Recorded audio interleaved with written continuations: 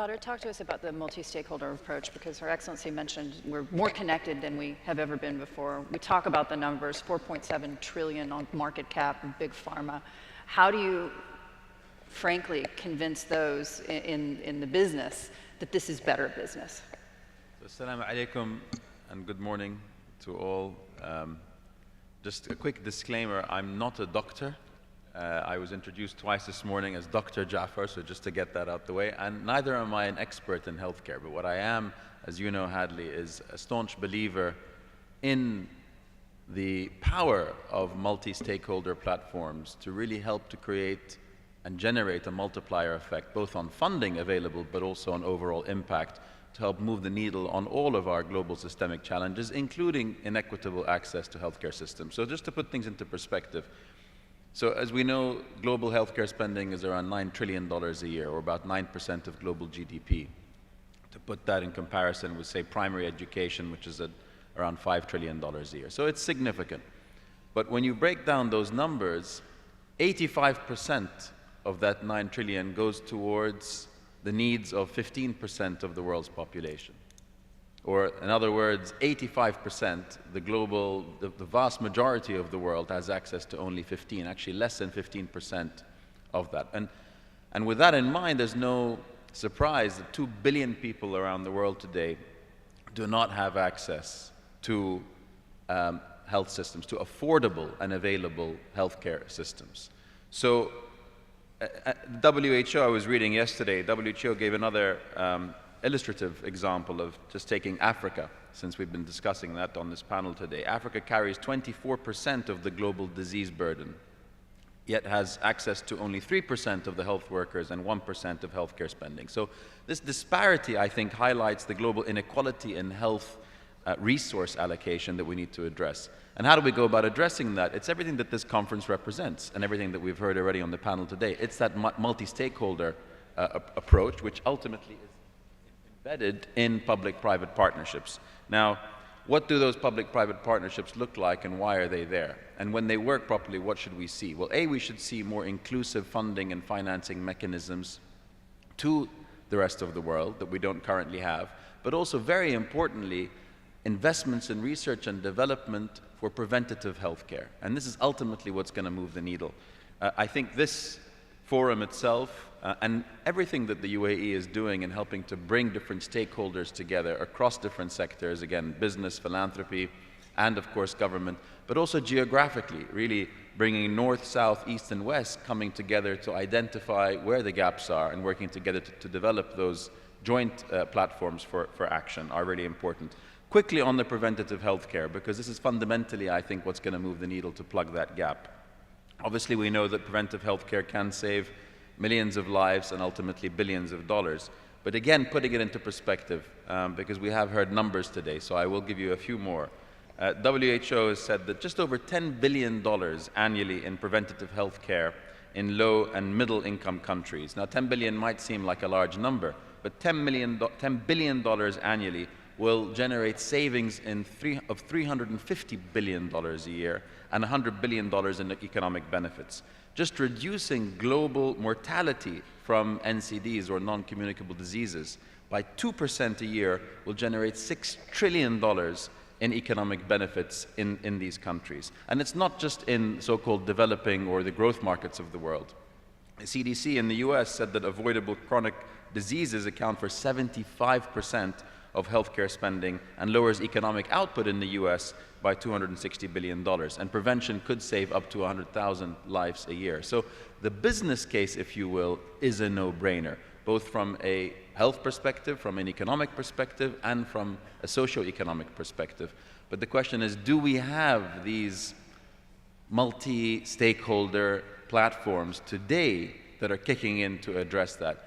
I think the reality is that we don't, but it's these sorts of conversations and action platforms that we need to see more of that. And I think that in the UAE, we are seeing more of that coming together from within the UAE itself, not just within the health space, but also in other spaces, because we see all these issues as being interconnected, right? And we just finished COP28, well, we haven't finished it yet, we're in the thick of it, but we had a big conference for COP28 at the end of last year.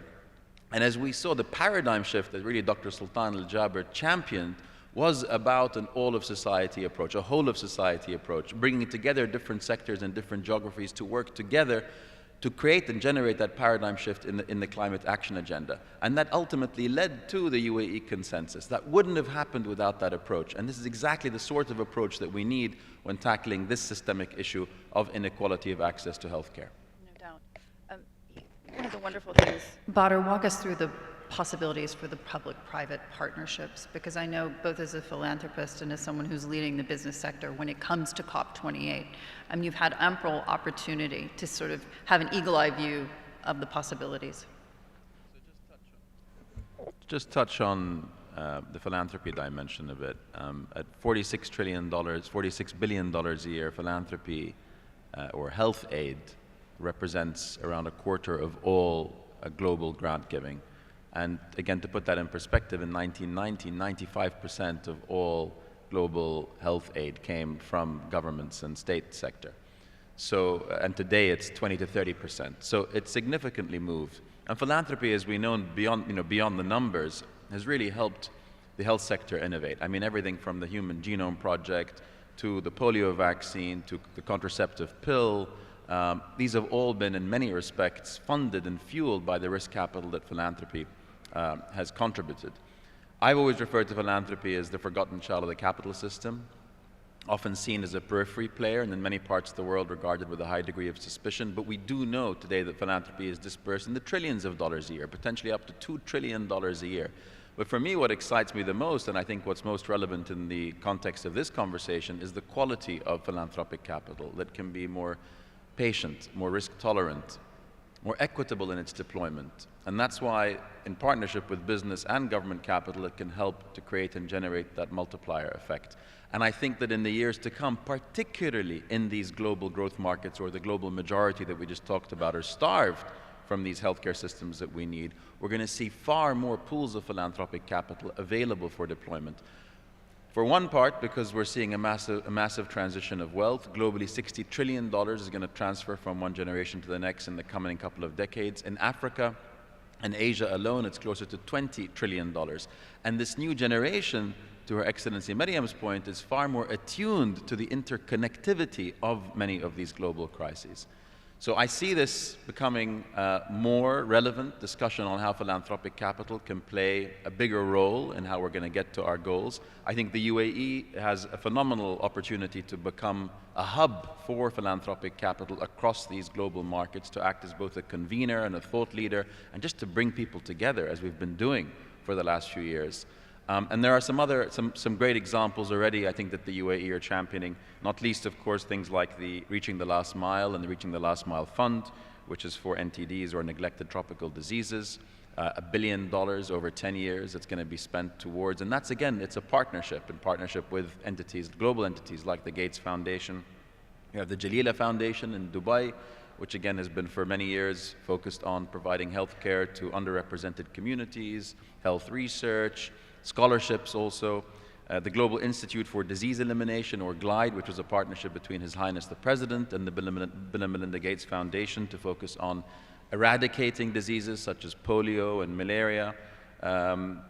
Private foundations like the Big Heart Foundation in Sharjah, an initiative founded by Her Highness Sheikh Jawahar bin Mohammed Al-Qasimi, which is a humanitarian organization, but a lot of their programming and their support and granting goes towards better health outcomes. So we have, I think, the infrastructure in place. Now we need to connect the dots better. And again, this convening is, I think, an example of what we can do if we bring our strengths together and combine them on the same platform. Yeah.